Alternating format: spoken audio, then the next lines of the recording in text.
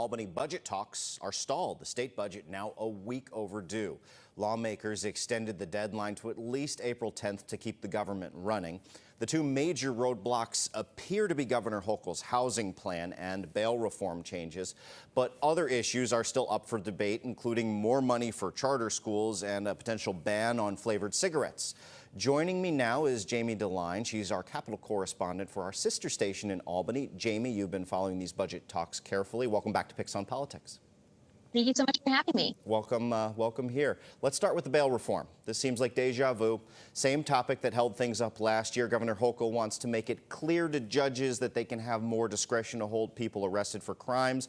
The majority of her own party doesn't really seem to want to touch this. What's your understanding of where things stand? So what's interesting here is that in the one House budgets in the Assembly and the Senate, they did not propose any changes to bail reform, despite the governor wanting to make those changes, such as removing the least restrictive means standard and providing more clarity. What's also interesting, too, is that the Republicans are actually in support of the governor's bail proposals. And they say this is a step in the right direction, but ultimately they would like to see those changes go a step further.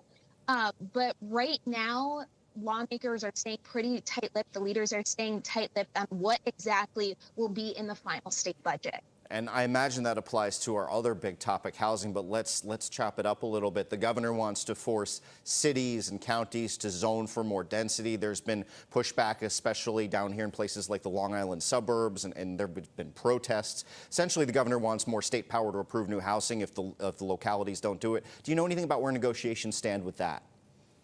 Governor Hochul told us the other day that she knew that this was going to be a hard proposal, but she is really hoping to get this through. And she says that negotiations are continuing to be had once the lawmakers return back to Albany after the holiday weekend. Talks will continue. And let's do a little more rapid fire here. A couple of topics that we think are less sticking points. The education portion of the budget. The governor wanted to allow the city to have more charter schools, although the number of overall charter schools in the state wasn't going to change. Tuition around CUNY. Any movement there? Or do you know anything about that, or has she pretty much backed off? So that's another issue that was not included in the one House budget. And a recent Siena poll shows that overwhelmingly most people are against raise in tuition. But right now we are still waiting to see what will happen in the final budget. And then are lawmakers going to drag this out for as long as they need? And since it's all Democrat control, just postpone as long as they will without the government shutting down? Or are we at risk of a shutdown at any point? Do you have any sense of that? So lawmakers that I've spoken to say that another extension is likely, but again, it's Albany, so anything can happen.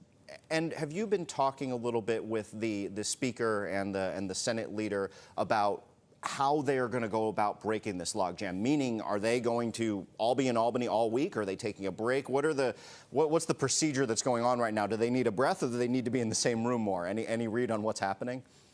As far as I know, negotiations are continuing to be had, and I think we're going to see more movement after the holidays. Okay, Jamie. Well, we really do appreciate you coming on Picks on Politics, and we will be right back.